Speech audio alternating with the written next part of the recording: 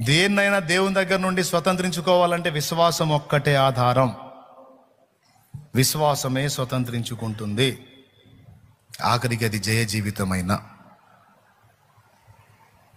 అర్థమైందా? యేసులో అన్ని జయించేసామంటే మళ్ళీ మీకు డౌట్ ఉంటుంది. అందుకని మళ్ళీ ఇంకోసారి ఈ మాట చెప్తున్నాను అన్నమాట. విశ్వాసము ద్వారా రక్షణ సాధించుకున్నారు. విశ్వాసము ద్వారా స్వస్థత సాధించుకోగలం. విశ్వాసము ద్వారా సమస్యలకు పరిష్కారాన్ని సాధించగలం.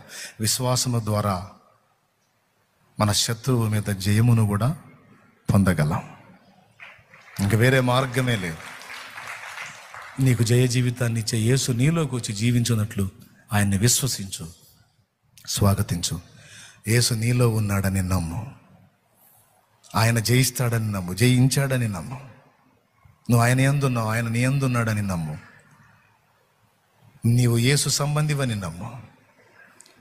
లోకముతో నీకు ఇక భాగము లేదని నమ్ము. దాని మీద నీకు జయం వచ్చిందని నమ్ము.